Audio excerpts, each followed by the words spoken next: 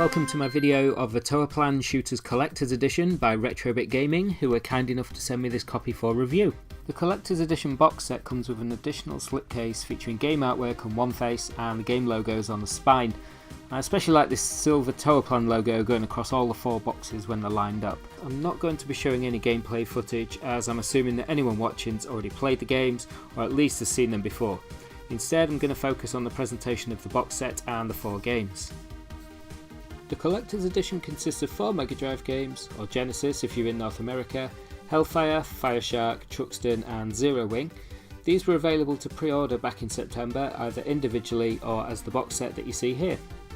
Each game comes in a cardboard sleeve featuring embossed artwork, and we'll be taking a closer look at these as I cover each of the games individually. First up, we have Hellfire. Hellfire was released for the Mega Drive in both Japan and the US in late 1990, but it took nearly 2 years to get a European release. Seems crazy now, but that was pretty common in the 16-bit era and one of the main reasons there was a huge grey import scene at the time. As you can see, the sleeve looks fantastic, and inside you have the European style box art, which is similar to the original, albeit without any of the Sega logos. On the back, the game description is in English, so it's more like a Genesis game, as here in Europe we get up to 8 different languages on the back just to cover all the various languages. Opening up the case, you've got this translucent cartridge that's in the Genesis Euro Mega Drive style. The cartridges are multi-region and played fine in both my UK and Japanese Mega Drive units. Also included with every game is a set of these 80s style puffy stickers, perfect for sticking on your Walkman, pencil case or bedroom door. I'll come back to the power upgrades envelope shortly, as I want to show you the manual first. Mega Drive instruction manuals in Europe were dull. Aside from the cover, they were printed in black and white, landscape orientated to accommodate all the various languages, and it left little room for screenshots or artwork. These manuals are printed on quality glossy paper, full colour, and include artwork and additional hints for playing the game. Even has Japanese instructions at the back, which I think is a great touch.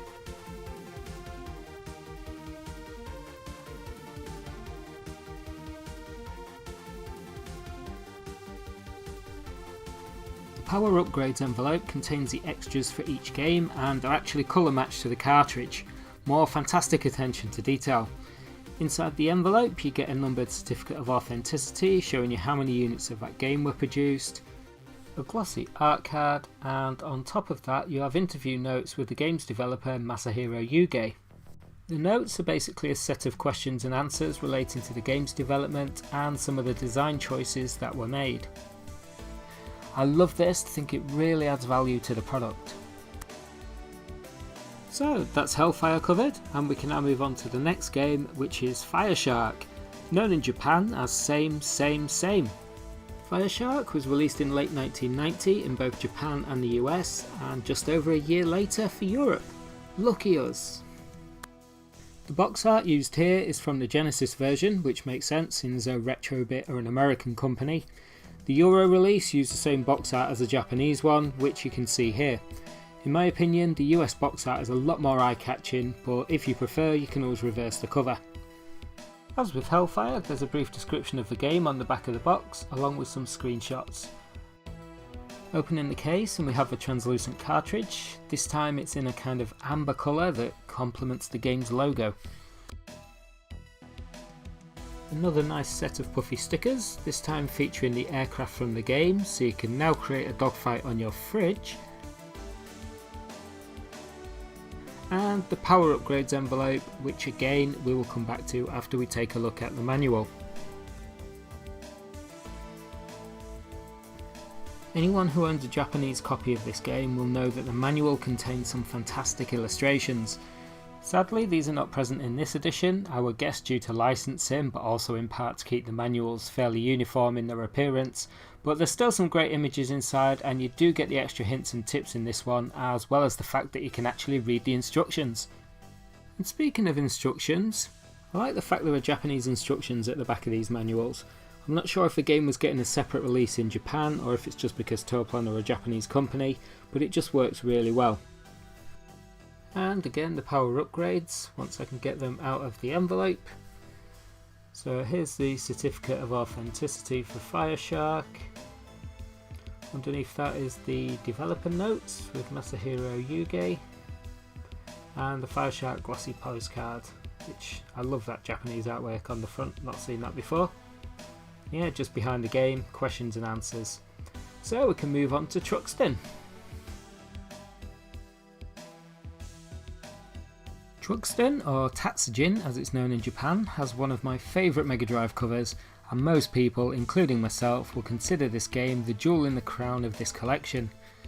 The game was released in Japan and the US in December 1989 and almost a year later in Europe.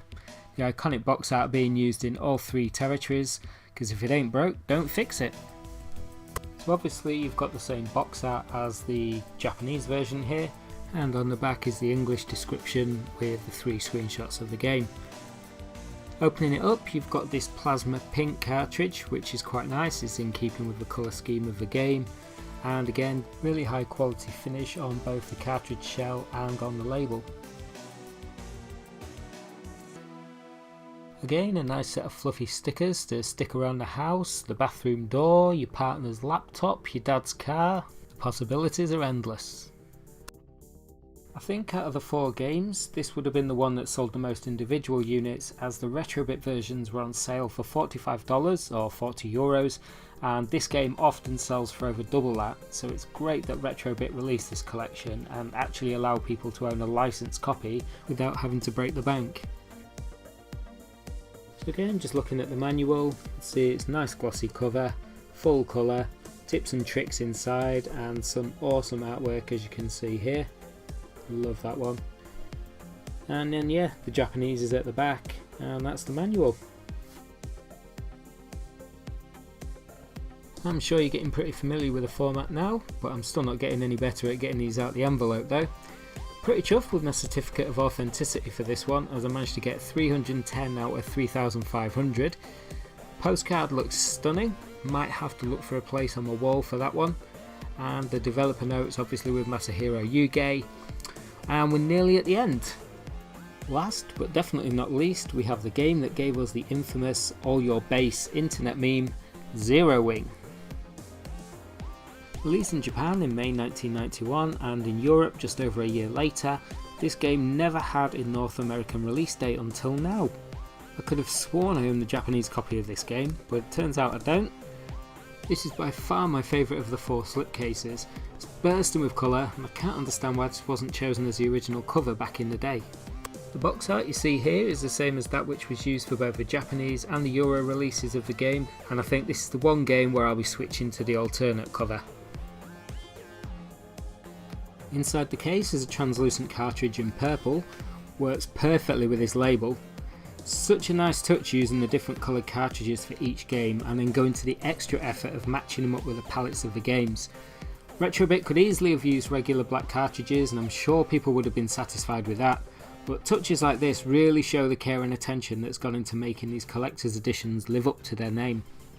Another thing I want to quickly point out is just how they've managed to get the envelope to line up with the tabs in the box so it stays closed. Tiny detail, but these things matter.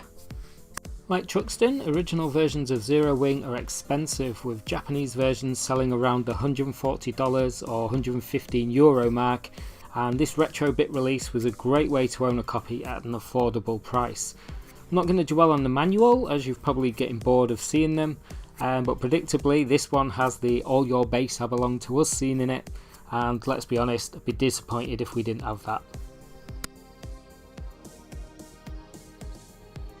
So for the final time, let's have a look into the power upgrades envelope, getting a little bit better at getting these out.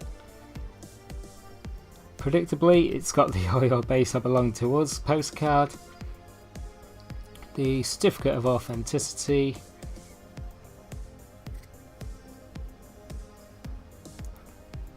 and the notes from Masahiro Yuge. So that just about wraps it up. I've just got a couple of things to show you that came with this collector's box set. So one of the final things I want to show you is this thank you postcard. Turning the postcard over, you can see the signatures of game developer Masahiro Yuge alongside musician Tatsuya Uemura. And finally we have the pièce de résistance, the all your base Zero Wing pin badge. Overall, I'm really impressed. You can tell that a lot of time and effort has gone into making these collector's editions something special. Considering the high price that some of these games sell for, a lot of people would never have been able to own them, so it's great that Retrobit have not only made it affordable, but created something that honours the Toaplan legacy and that fans can be proud to display on their shelves. And if you like what you've seen in this video, then you might be interested to know that Retrobit Gaming currently have a pre-sale open for Undercover Cops on the Super Nintendo. Now, this is a game that was only released in Japan and sells for insane amounts of money. In some cases it's over $1,000, so it's a great opportunity to own a copy without having to max out a credit card. You can find more information out about this release in the links below. I really hope Retrobit Gaming continue making these crazy expensive 16-bit titles accessible to fans with such care and attention. Thanks for watching, and I hope you enjoyed the video.